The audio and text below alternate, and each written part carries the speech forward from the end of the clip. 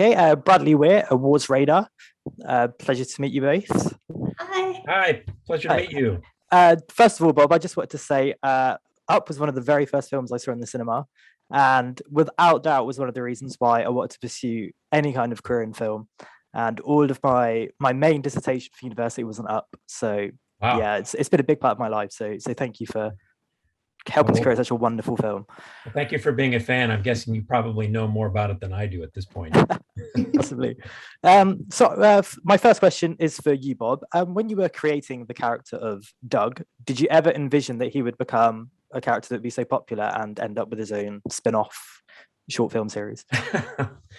Not really. I think we were just mostly concerned about making him feel like a real dog. And we were excited about Doug because he wasn't a human dog with human speech. It was a dog who acted like a dog. And you don't see that very often. And so it just gave us a sort of look into the mind of a dog. But we didn't know if people would like it, like Doug. But one thing we had going for us is that people love their own dogs, and that helped. Mhm. Wonderful. This is a question for both of you. So the episode Firework, which was my personal favorite, flowers, but it's the one I kind of associated it with the fireworks. The dream sequence, I was surprised at how terrifying it was. I couldn't sleep after watching it. And so I just wanted to know what the inspiration for that sequence was. Well, I mean, there's a bit of Fantasia in it. I just thought about what would dogs think about, and one would be hydrants, another would be bringing to life this wolf-like idea of dead squirrels, and then the best thing that could happen to a dog is that the vet was closed, and then it just kind of turns weird, and so we just embraced the weird a little bit. At one point, it was actually more terrifying than it is now. We toned it down. Really? Yeah, and Carl used to be sort of dragged off by the flowers, and it's like really scary. And now he's still dragged off, but he's singing as he goes. Yeah. And because we wanted it to be kind of a good experience, but then we ended up finding ourselves animating flowers jumping all over him, and it ended up being a little bit unsettling. But I wanted to leave it feeling like you'd been in a kind of crazy dog dream. It was almost like David Lynch meets Up, which I thought was brilliant. So obviously it's not just scary, but also absolutely hilarious. There's a particular scene I really enjoyed when the squirrel puts his head in Doug's mouth and kind of shuts it. Was there a moment for you, Kim, which you just completely lost it when you were watching it, like for the final time? Oh, well, I still laugh. I have seen these so many times, hundreds of times, and I think it's such a testament to them that I do still laugh, as if it were the first time.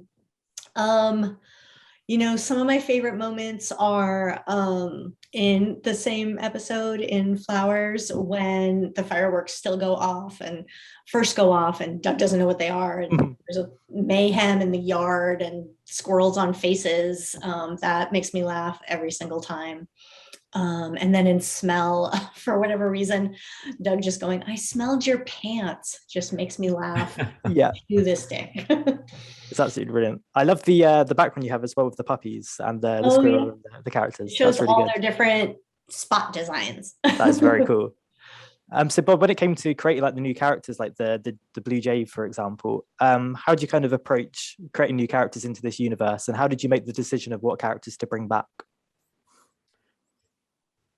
Well, I mean, it was exciting to possibly see the squirrel for the first time. And so, the squirrel had been sort of theater of the mind, and we debated about keeping the squirrel off screen, but I thought that would be a nice way to bring forward something new to these series, is to actually have a relationship with a squirrel. It makes sense if it's suburbia. And then, squirrels and bird feeders go hand in hand. And so I thought, well, maybe start it with Carl building a bird feeder that the squirrel's going after, and that's the thing Doug is trying to stop. And then I realized that same bird could be used in the episode with collars. And blue jays are just gorgeous. And so I thought that'd be a good species of bird.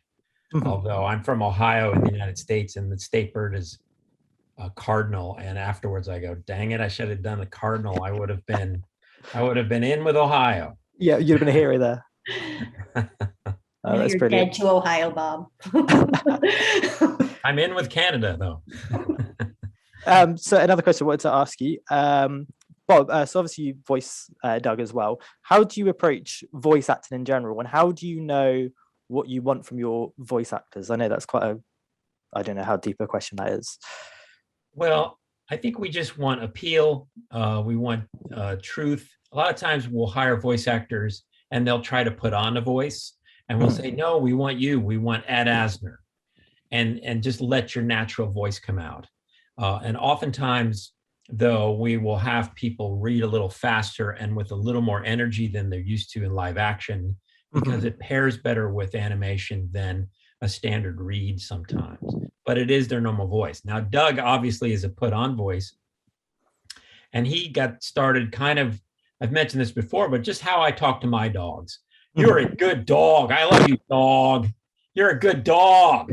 And all my dogs, they'll sit with me, and then I'll look up and they'll look up, it's like, what did he see? And that became sort of that squirrel moment. And so, but I just tried to, I don't know, like with all my voices, I just kind of stand up to the mic and just something happens, either Roz or Doug or Mr. Ray. And in this case, I was thinking about my own dogs. I was thinking about how I talk to them. And I was thinking about how sweet and pure dogs are, So I wanted Doug to have a kind of a young quality. Yeah. And one final question. I absolutely love the kind of the point of view in the episode Smell. How difficult is it, Bob, to be able to animate something from the point of view? Because it's something I feel like we rarely see.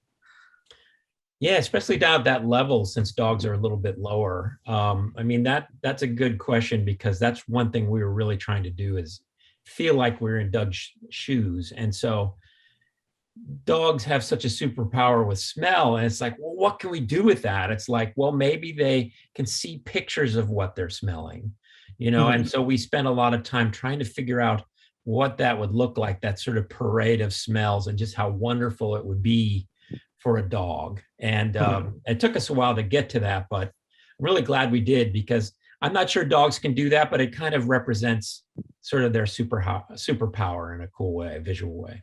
Absolutely. And hopefully, can we expect some more shorts about Doug or any other up characters?